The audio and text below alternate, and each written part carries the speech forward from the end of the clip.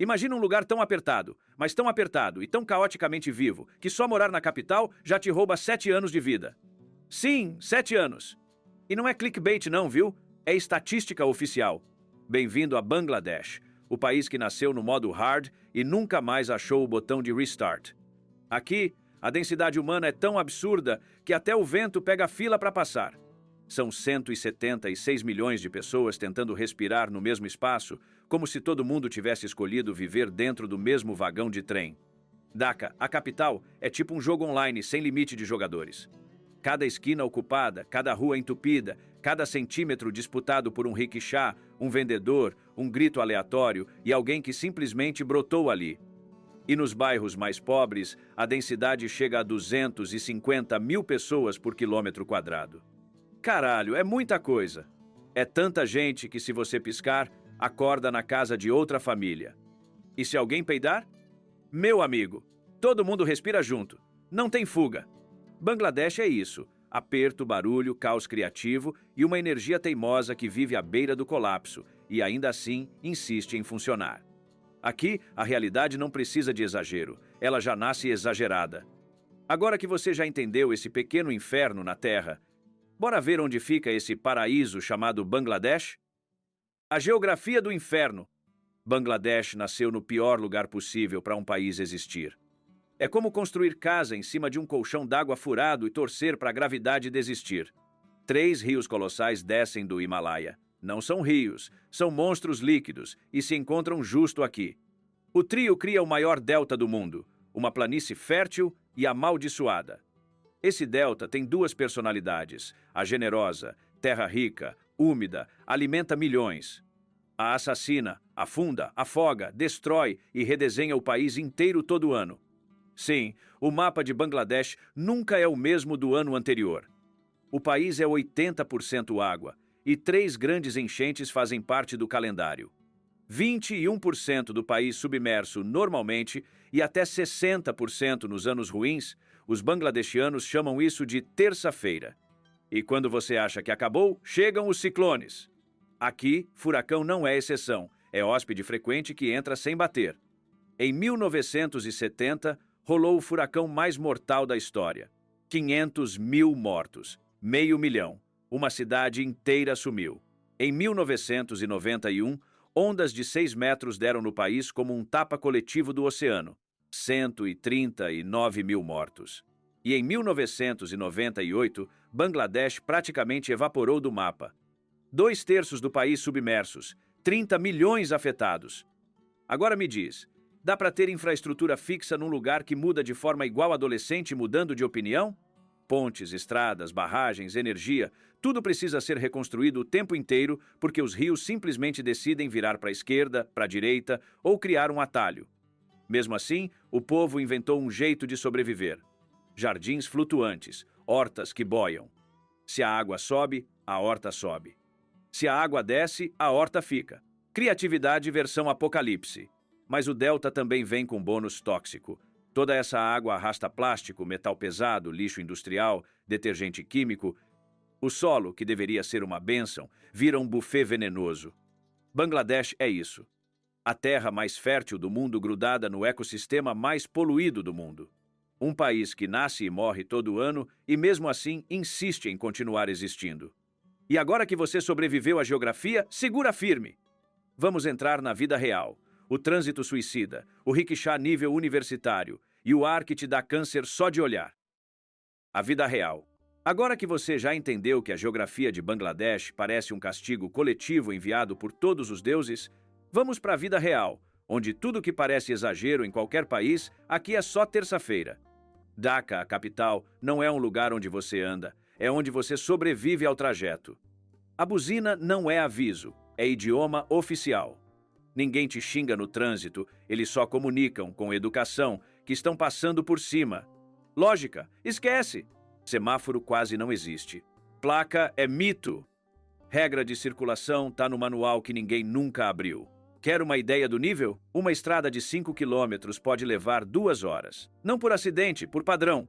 Enquanto isso, no resto do país, queda de energia todo dia, queda de água todo dia, vilas inteiras com eletricidade morrendo, E uma capital que ganha 700 mil novos moradores por ano, como se o céu tivesse uma porta secreta jogando gente direto em Dhaka.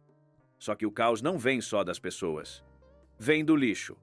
Aqui, lixo na rua não é problema, é tradição. Sistema de esgoto, versão anos 1990, quando funciona?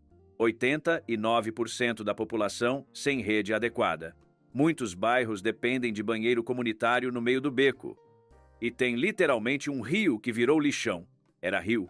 Hoje é um aterro vivo, tanta camada de lixo que a água desapareceu. Mesmo assim, Dhaka guarda seu item cultural mais icônico. Os rickshaws coloridos, que parecem pintados por 10 artistas numa briga de tinta. Lindos, até você notar a galera pendurada por fora dos ônibus, em cima dos trens, nas janelas, no teto. A mobilidade aqui é um filme de ação sem CGI. O trem anda lotado por dentro, por fora, no teto, nas frestas e no resto que só Deus explica. E o melhor, para eles tudo isso faz sentido. Dhaka funciona numa lógica própria. A buzina constante é um Wi-Fi sonoro. O semáforo vermelho não significa pare, significa olha antes de atravessar, campeão. É caos, mas é o caos deles. Um caos que não promete nada e mesmo assim entrega exatamente o que você espera. E agora que você viu como o país funciona por fora, chegou a hora da parte mais cruel. O ar. Sim, o ar. A coisa mais básica da vida. Porque respirar em Bangladesh é quase um esporte radical. O inimigo invisível. Se até agora você achou Bangladesh um país difícil, respira fundo. Aliás, não respira, porque agora vem o inimigo invisível, o ar. Aqui, respirar não é automático. É contrato de risco. Bangladesh é oficialmente o país mais sujo e mais tóxico do mundo. Não é meme, não é sensacionalismo, não é influencer exagerando, é fato. O ar da capital é 15 vezes mais poluído que o limite aceitável pela OMS. Para traduzir, um dia em Dhaka igual a fumar 22 cigarros. Mesmo que você nunca tenha encostado num Marlboro na vida. E não é aquela poluição cinza instagramável de cidade grande. O que cobre Bangladesh não é neblina, é poeira, veneno e metal pesado. Você olha o horizonte e pensa, nossa, amanheceu bonito. Não, campeão. Isso é arsênico flutuando. Chumbo, cádmio, mercúrio, tudo voando junto, entrando no pulmão como se fosse parte do menu do dia. É o único lugar onde o ar tem mais ingredientes que energético barato. Resultado? Epidemia de tudo. Asma, bronquite, infecções pulmonares, câncer. Mais de 200 mil pessoas morrem por ano só por causa do ar. Outras 669 mil lotam o hospital atrás de ar limpo que não existe. E não para no ar, a comida respira o mesmo veneno. Carne vendida no meio da rua, literalmente coberta de poeira tóxica. Água fervendo junto com partículas químicas. E o calor transforma o país numa estufa de bactérias. Mas de onde vem tanta desgraça? Fábricas? Sim. Carros? Também. Trânsito caótico? Óbvio. Mas o chefão final são os fornos de tijolos. Isso mesmo, tijolo. A coisa mais simples da construção virou arma química coletiva. Bangladesh tem 7 mil fábricas de tijolos queimando carvão, madeira, plástico e até pneu velho. Zero filtro. Zero controle. Tudo direto para a atmosfera. Os fornos ficam colados nas cidades, cuspindo fumaça preta e deixando Dhaka com cara de filme pós-apocalíptico 24 horas por dia. E tudo vira um ciclo doente. A poeira do tijolo cai na comida, contamina o solo, envenena a água, intoxica as plantas e volta para a mesa das pessoas. É literalmente a cadeia alimentar do caos. Como cereja tóxica do bolo, vem a indústria têxtil, Zara, H&M, Nike, Adidas. Grande parte da moda mundial é costurada aqui. E os resíduos químicos vão para os rios sem tratamento. Água espumando, cores berrantes, cheiros que te fazem repensar a própria existência. Respirar aqui é guerra. E detalhe, é guerra que você não vence. No máximo sobrevive. Já sei que o ar mata. E a economia? Ah, a economia é complicada. Porque em Bangladesh, às vezes viver custa mais caro do que morrer. A economia do desastre. Se respirar em Bangladesh já é missão impossível, ganhar dinheiro aqui é praticamente um esporte de sobrevivência. Em muitos países, trabalhar melhora a sua vida. Em Bangladesh, Trabalhar só te mantém vivo para continuar trabalhando. É um looping cruel. Os salários já entregam o clima. Médico, 30 a 40 mil taca. Engenheiro, 35 mil. Professor, 20 mil. Aí você olha para o lado e um motorista de rickshaw pedalando no sol de 40 graus e fugindo de ônibus assassinos ganha mais que eles. É Bangladesh sendo Bangladesh. A lógica tira férias. E tudo fica ainda pior quando lembramos que Dhaka recebe 700 mil novos moradores por ano. É quase 1 milhão de pessoas entrando numa cidade que já não aguenta quem nasceu lá. É tipo usar o sanitário que outras pessoas já deixou lotado. O grande motor da economia é o setor têxtil. Quer prova? Olha a etiqueta da sua camiseta. Se tiver Made in Bangladesh, você faz parte da planilha. Zara, H&M, Nike, Adidas, tudo costurado aqui. E quem costura ganha 34 dólares por mês. 34 dólares. Não paga nem o meu churrasco do final de semana. E não é só salário baixo, é calor sufocante, poeira tóxica, turnos longos, máquinas velhas e aquele cheiro químico que te abraça igual pesadelo. Mas nada supera o cemitério de navios. Metade dos cargueiros gigantes do mundo vem morrer aqui. E alguém precisa desmontar esses monstros. Esse alguém são trabalhadores enfrentando. Placas de metal despencando, tanques explodindo, amianto no pulmão, químicos queimando a pele, toneladas de aço esperando um passo errado. Tudo isso por 2 dólares por dia, o trabalho mais mortal do planeta. E mesmo assim, 200 mil pessoas aparecem diariamente, porque é isso ou fome. E quando você acha que já chegou no fundo, vem a economia do lixo. Cerca de 8 mil toneladas de plástico processadas por dia. Quem separa o lixo? Crianças de 10 a 12 anos com as mãos nuas no meio do esgoto e da fumaça. É miséria misturada com rotina, e isso é o mais assustador. No fim, Bangladesh só continua de pé porque grande parte da população foi embora. São 13 milhões de bengales trabalhando no exterior e mandando dinheiro para casa. Só no último ano, as remessas chegaram a 30,3 bilhões de dólares. É tanto dinheiro vindo de fora que Bangladesh virou aquele parente que só sobrevive porque a família inteira ajuda. O resultado é uma economia que respira, com dificuldade, mas respira. Forte no papel, frágil na vida real, sempre pendurada num fio prestes a arrebentar. E agora que você viu o bolso do país, bora para a parte mais dolorida. Quando a água que você bebe e a escola onde você estuda começam a trabalhar contra você. O cotidiano difícil! Quanto mais você olha para o cotidiano em Bangladesh, mais você se pergunta como esse povo consegue seguir em frente. Aqui, o que pra gente é básico, água, banheiro, escola, comida, chega configurado no modo teste de paciência avançado. Começando pela água, abrir a torneira e beber? Esquece. A maioria depende de poços, e essa água vem carregada de arsênico, metais, bactérias e um gosto que já deveria vir com alerta sonoro.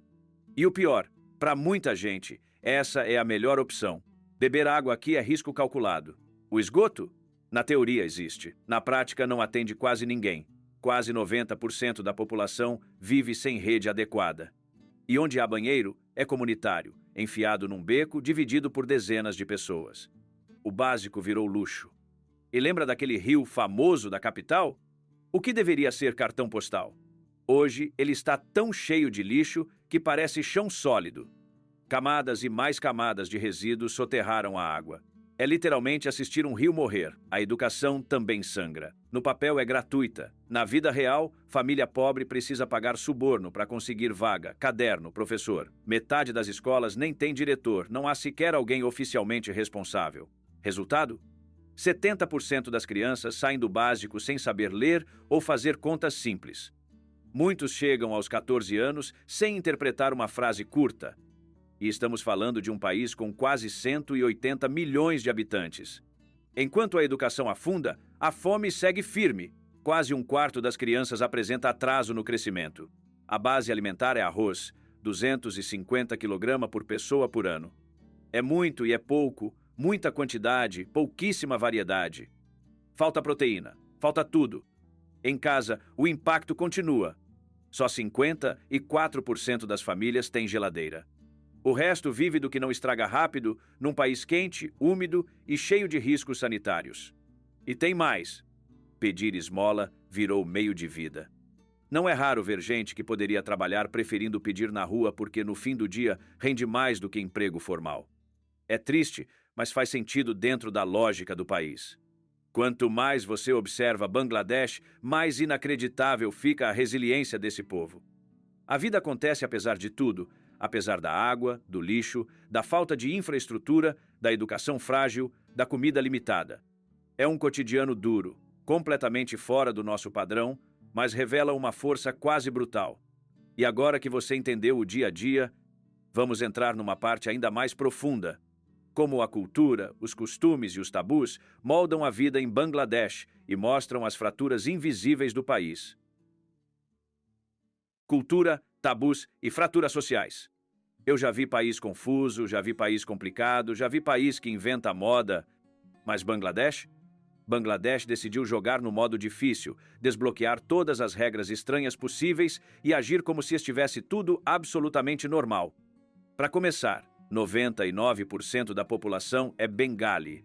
Tanta homogeneidade que parece que alguém deu Ctrl+C, Ctrl+V no mesmo rosto até completar o mapa. E mesmo assim, o país é cheio de conflitos culturais, religiosos e sociais. Porque, claro, quando todo mundo é igual, a sociedade inventa novo motivo para brigar. A religião oficial é o Islã, mas o país reconhece feriados hindus, budistas e cristãos. Ou seja, oficialmente rígido, na prática flexível, dependendo do humor do governo. É o clássico pode, mas não muito. Agora, a vida social. As meninas, principalmente no interior, vivem num mundo paralelo. Mais de 80% das jovens entre 14 e 20 anos não podem nem sair de casa sozinhas. Sim, não podem simplesmente existir na rua. E se forem vistas conversando com meninos? Pronto, escândalo, vergonha familiar, tribunal social, novela medieval ao vivo. É aquele detalhe cultural de países muçulmanos que ainda insistem em tratar mulheres como objetos e que muitos progressistas europeus preferem relativizar em nome da narrativa. E aí vem a parte mais surreal: sexualidade. Ser gay em Bangladesh é tão aceito quanto um furacão em dia de piquenique. A palavra é insulto no trânsito, na rua, em todo lugar. Estrangeiros LGBTQIA+, dizem que é como viajar no tempo, só que para trás, ou melhor, dar de ré. Isso é coisa de país tolerante que tem como religião os Islã. Só lembrando que Nova York elegeu um muçulmano, viu? Mas claro, existe uma exceção inesperada. Os Ijas, a comunidade trans tradicional, reconhecida como terceiro gênero desde 2013. Tem registro próprio, voto próprio, parece avanço, né? Só parece. Em 2024, proibiram Ijas de entrar em algumas mesquitas. É tipo dizer, você existe, mas por favor não apareça. E tem os Dalits, cerca de 5 milhões de pessoas invisíveis. Fazem o trabalho mais pesado, mais necessário e mais perigoso e são tratados como se carregassem um letreiro luminoso. Não sou gente o suficiente. É aquela desigualdade que te dá raiva e vergonha ao mesmo tempo. Mas Bangladesh não seria Bangladesh sem um toque de absurdo cultural, o paan. Uma mistura de folha, cal, noz e tabaco que o povo mastiga com orgulho, como se fosse bala mascada do apocalipse. O problema? Dá câncer de boca em níveis absurdos e deixa manchas vermelhas por toda parte.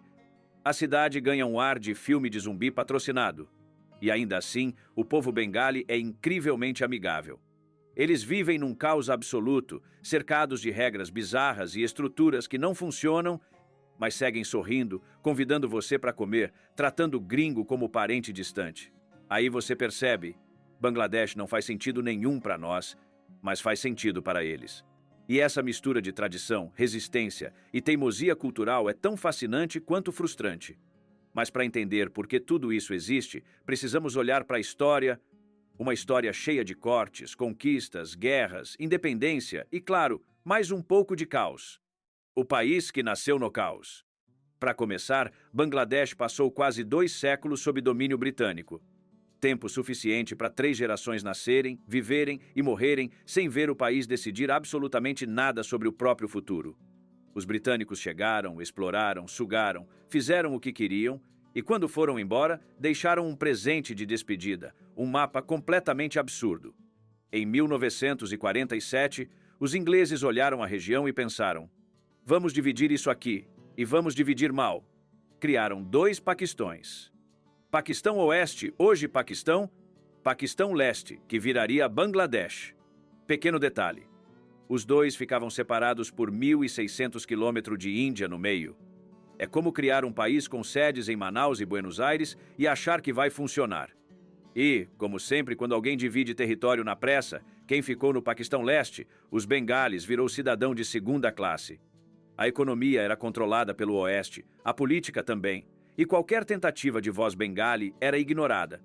Era aquele clássico: somos o mesmo país, mas você aí atrás, em silêncio. A situação piorou até quebrar de vez em 1970, quando um desastre natural devastou o Paquistão Leste e o governo do Oeste simplesmente não ligou. A gota d'água veio no ano seguinte. Os bengalis ganharam a eleição nacional e o Paquistão Oeste decidiu que não iria aceitar o resultado. Pronto. Acende o pavio. O Paquistão Leste declara independência e começa um dos capítulos mais traumáticos da Ásia moderna.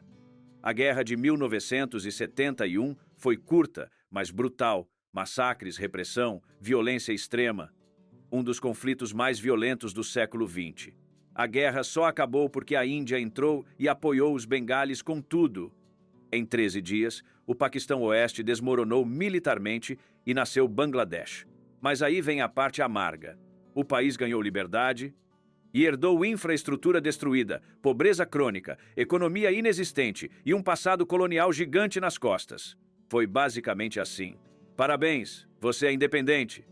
Aqui está sua bandeira e um pacote completo de problemas que você não pediu. Desde 1971, Bangladesh luta para sair dessa sombra. Entre desastres naturais, instabilidade política, exploração externa e caos interno, o país busca algo simples, um ponto de equilíbrio que nunca veio.